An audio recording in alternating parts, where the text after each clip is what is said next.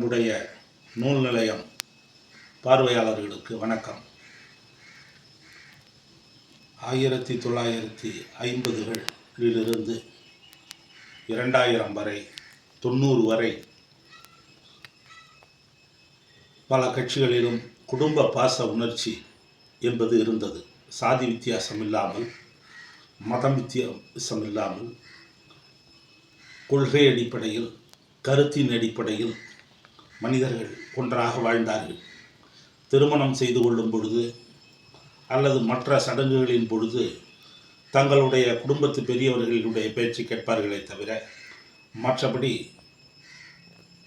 பணியாற்றக்கூடிய இடங்களிலோ, பழகக்கூடிய இடங்களிலோ, அரசியல் பொது வெளிகளிலோ சாதி கண்ணோட்டமோ காழ்ப்புணர்ச்சியோ இருந்ததில்லை. உதாரணமாக SP1, MK என்ற 2 பேர், SP2 போன்ற ஆசிரியர்கள் எங்களுக்கு பள்ளிக்கூடத்தில் ஆசிரியர்களாக இருந்தார்கள். அதில் SP MK இவங்களாம் ரொம்ப தீவிரமான திமுக பற்றாளர்கள். முரசொலி படிப்பாங்க. இன்னும் சொல்லப்போனால் திமுக வேட்டி கட்டுவாங்க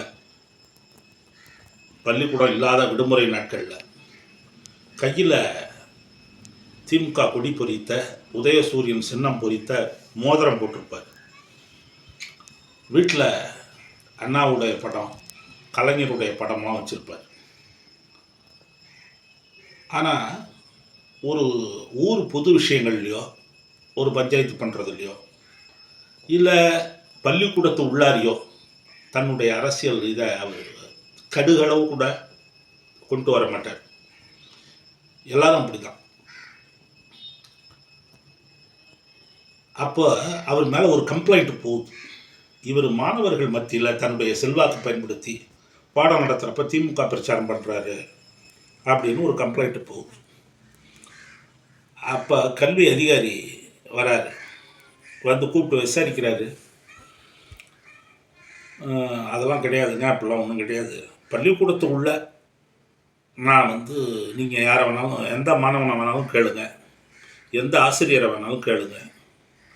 எனக்கு எதிரான நிலையில் இருக்கக்கூடிய அரசியல் நிலைப்பாட்டில் இருக்கிற மாணவர்களாக இருந்தாலும் பரவாயில்ல, ஆசிரியர்களாக இருந்தாலும் கேளுங்க, தெரியும் அப்படின்னு சொன்னார். ஆனால் அது எந்த மாணவர்களும் அதை சொல்ல மாட்டாங்க. ஏன்னா அவர் அப்படி இல்லை. நல்லாவும் பிரமாதமாக நடத்துவார் பாடம்.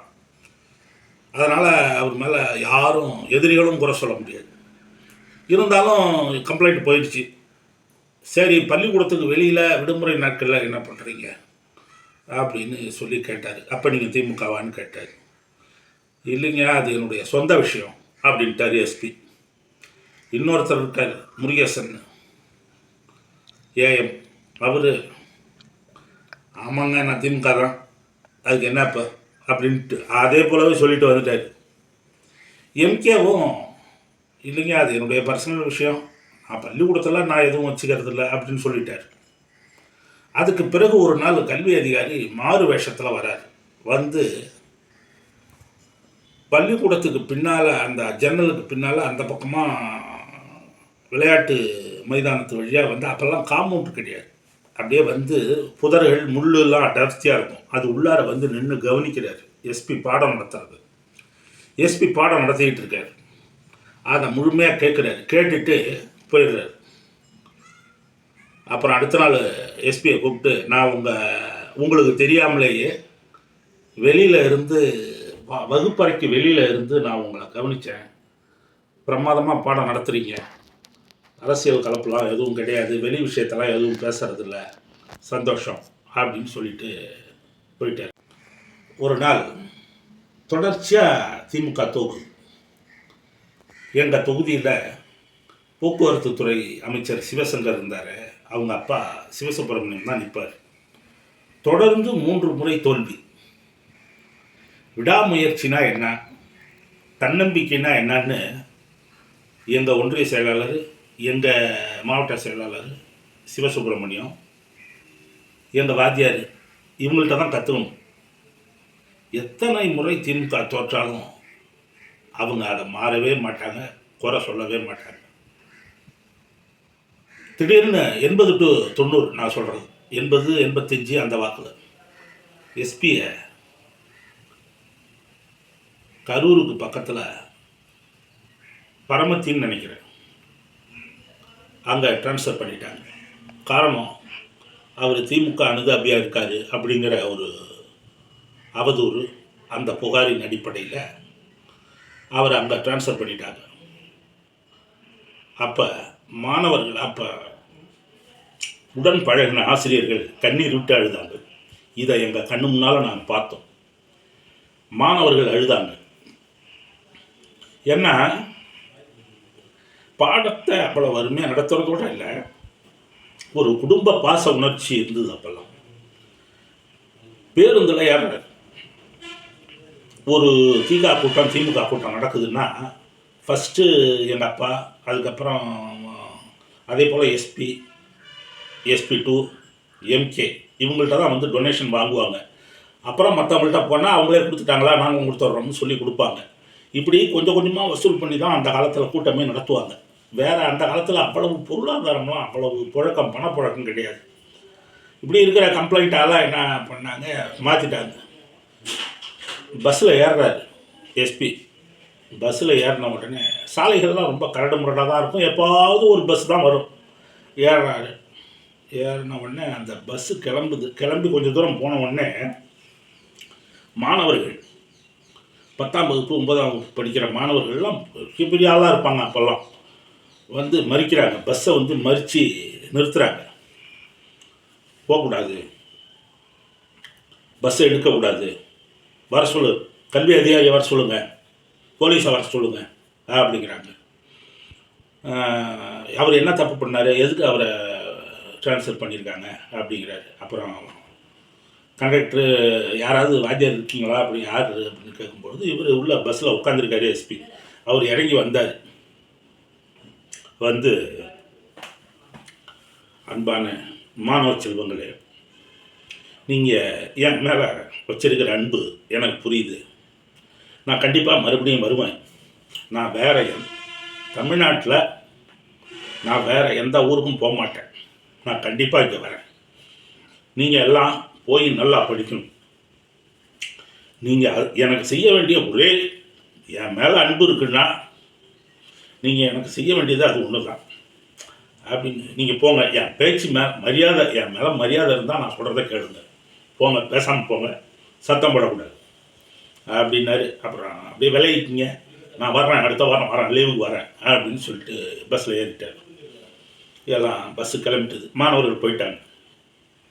அப்படியே ஒரு 4-5 ஆண்டுகள் அப்படியே போகுது. போன உடனே 89 87 எம்ஜிஆர் சாகுறாரு. கட்சி 2ஆக உடையுது, 3ஆக உடையுது. உடஞ்ச உடனே பெரிய கல்லோலம் இப்போ நடக்கிற மாதிரி அவ்வளவு அரசியல் குழப்பம், அவ்வளவு ஒரு இது, யார் தலைவர் பதவிக்கு இப்போ வர்றதுன்னு பெரிய போட்டி மட்டும் இல்லை, அரசியல் அநாகரிகம், குழப்பம், அவதூறு, குழாயடி சண்டை, பயங்கரம். இது என்னடா பெரிய அநியாயம், இதுக்கு திமுகவே பரவாயில்லன்னு மக்கள் என்ன பண்ணிட்டாங்க, திமுகவுக்கு ஓட்டு போட்டு ஜெயிக்க வச்சுட்டாங்க. திமுக மறுபடியும் ஜெயிக்குது, ஆட்சிக்கு வருது. 13 வருஷம் கழிச்சு திமுக ஆட்சிக்கு வருது. ஆட்சிக்கு வந்த உடனே சிவசுப்பிரமணியம் எஸ்பி வாத்தியார், எங்களுடைய எஸ்பி வாத்தியாருடைய ஆருயிர் நண்பர், அந்த காலத்தில் இருந்த 67க்கு முன்னாடி அண்ணா ஆட்சியில் இருந்தப்ப, அதுக்கு முன்னே திமுக எதிர்கட்சியாக இருந்த காலத்திலேருந்து நண்பர். தன்னுடைய நண்பர் வந்து இந்த மாதிரி அதிமுக ஆட்சியால் பழிவாங்கப்பட்டு அவர் இங்கேருந்து அரியலூர் மாவட்டத்திலேருந்து கரூர் மாவட்டத்துக்கு தூக்கி போட்டாடுங்க, அவரை மறுபடியும் இங்கே கொண்டு வரணும்னு சொல்லி சிவசுப்பிரமணியம் அவர்கள் தன்னுடைய நண்பரை மறுபடியும் அதே ஊருக்கு மாற்றுறார். எஸ்பி வரார். வந்த உடனே நேராக எங்கள் வகுப்புக்கு தான் முதல் வகுப்பாக வந்தார். அதெல்லாம் எங்களுக்கு நல்லா ஞாபகம் இருக்குது. அவர் வந்த உடனே அந்த ஊரில் திருமணத்துக்கு விசாரிக்க வருவாங்கள்ல,